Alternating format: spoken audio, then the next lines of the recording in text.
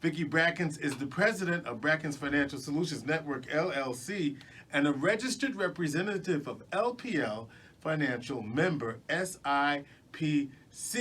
First thing I'm going to say, Vicki, is Happy New Year! Well, a Happy New With Year. our noisemakers No, and I hats. don't know. George, it's been, I feel like, it's been forever. It's only been How a couple was your of weeks. holidays? I had a wonderful holiday. My entire family was here, including our newest member of the family, Miss Tori Gilbo, who is 18 months. Yay. And so you know how it is when you watch a young child open up Christmas presents and all of those types of things. You feel young again, too. Yes, you do. So my mom and my sister and brother and brother-in-law and wife, everybody, we had a great, great time. And how about you? I had a great time. We have all the kids home, and so that was fun. Just experiencing that again, having the family, and I just found myself at times just watching them and just being so proud of who they are and what they're doing. And so we had a great holiday, and we spent most of the time together. Went to a couple of movies. We went to see Star Wars. Oh, I didn't see Star Wars. Yeah, I don't understand. I guess if you're a real Star Wars fan, people are trashing it, but to me it was okay. For me, it's just kind of figure out who's who and what are they doing and what's the deal with this and what's the deal with that. All right, then. And I also noticed that you and your family were very deep into your Kwanzaa celebration. Yes, we were. Yes, we were. In fact, I went to 3 Kwanzaas this year. Oh, 3 of them. I know you did the one there at Bethany Baptist Church. And then I did 2 others. We did one on New Year's Day, right. And I think it's now a tradition. So we go to we have some friends at Charles's. We go over their house for the Kujichagulia, the 2nd day, and then we had, I think it was Ujama, the 4th day, right. And then we did the 7th day. So it was 247. We should play that number.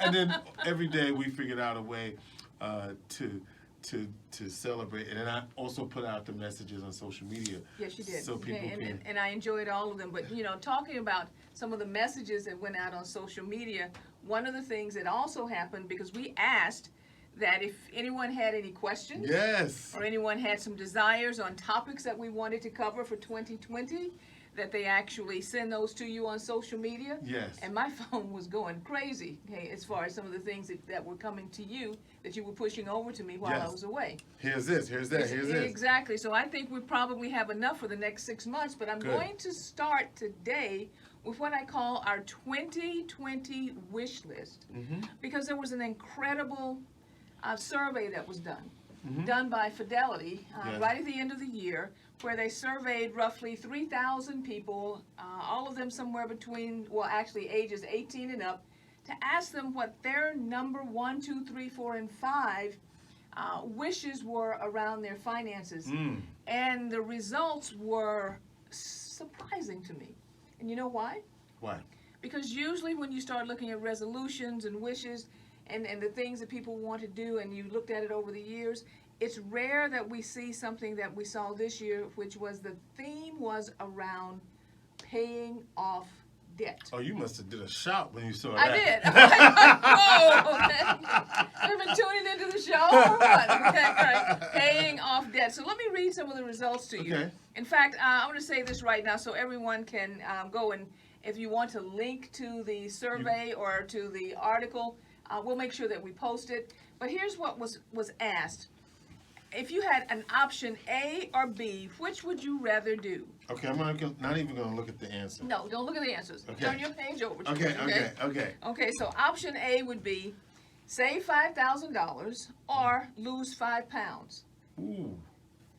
84% of the respondees said save $5,000. Really? Only 16% said lose 5 pounds. Here's the next one. Maybe if they had said 10, it would be different. Okay. Go ahead. Okay. No, that's good, though. Okay. Reduce debt or reduce your screen time. Reduce debt. 84% said reduce debt. Only 16% said reduce screen time. Here's the next one. Commit to a budget or commit to an exercise plan. Now you know where I'm at. I know where you are. Okay? But they should have said. All right, 67% said that they would like to commit to a budget versus commit to an exercise plan. And here are the last 2. Learn to manage your investments or learn a foreign language. 69% chose learning to manage your investments.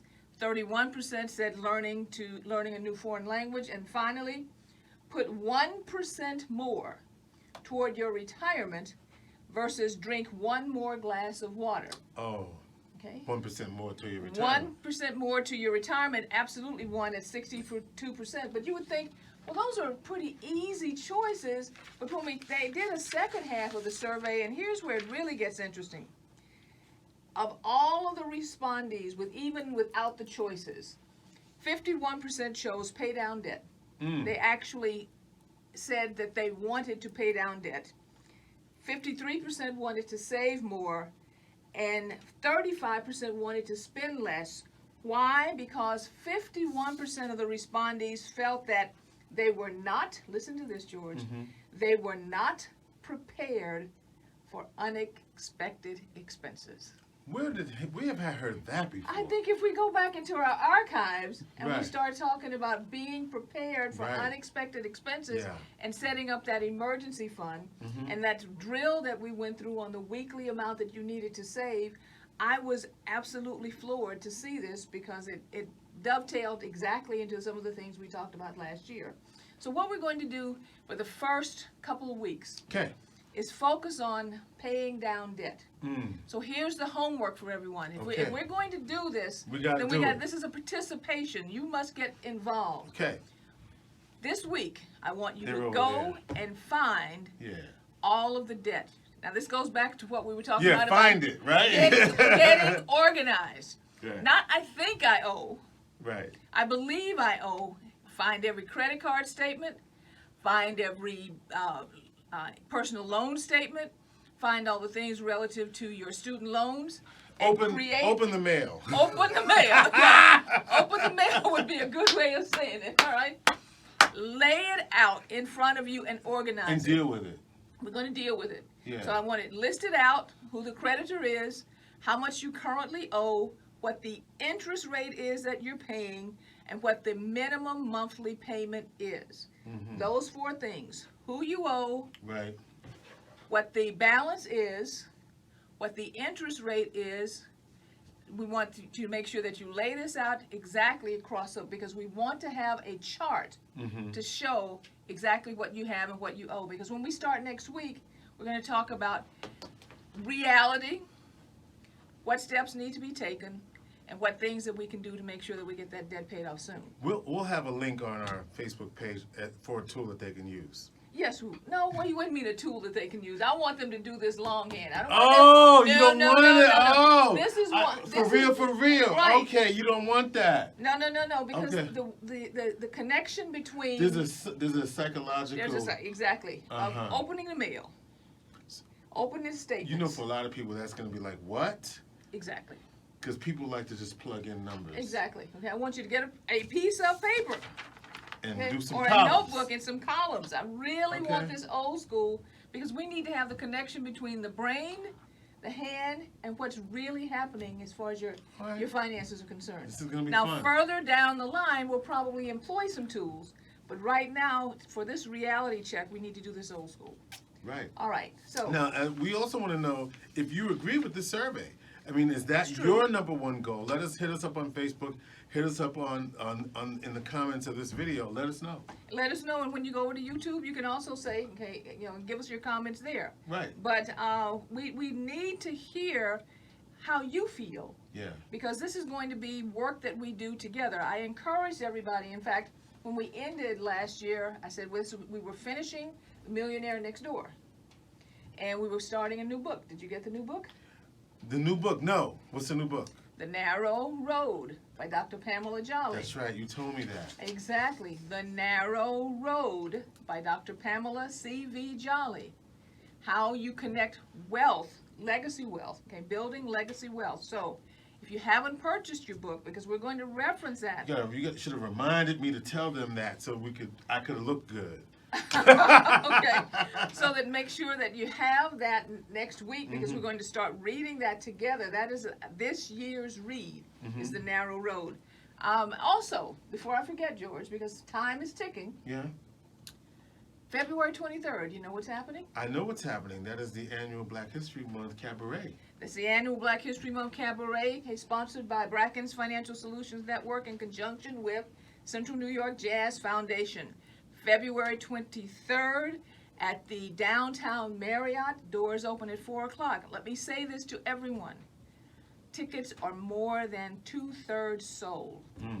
Do not wait, because we have a limited number of people we can put in the room. Yeah, and they do a great job. It's a great event, and you get to see a side of Vicki that you can only see at this event. Okay, all right. But I want to make sure that everybody. For that alone. I've been getting calls saying, are tickets available? The tickets have been available. Actually, they became available over the Christmas holiday period. Right. So I encourage you to go ahead. We are looking forward to having a great time. Gerald Veasley and Jasmine We'll Gett. put the link on our site as well. All right, okay. And I again want to thank the AKAs. okay? Yeah. Okay, because we had a wonderful time on the 13th. This is something that happened. I just got a before note 11. about that. Someone wanted to know if that was videotaped, and it wasn't. It was not videotaped. So therefore, It means that when we do it again, which we are going to do the second, because it was part one of a Yep. 3-part series. Yeah. The new date will be coming out shortly, so stay tuned. Stay tuned. And finally, I encourage everyone to look for us on YouTube. Yes. Under Brackens Financial Solutions Network. For you to call us if you have questions at area code 315-930-4499. And of course, you can email us at brackensfsn.com. Info@Brackens. Thank you. I forgot. info@brackensfsn.com. So, George, at this point in time, I will say our plate is full. All right, that's Vicki Brackens. Vicki Brackens is America's money maven.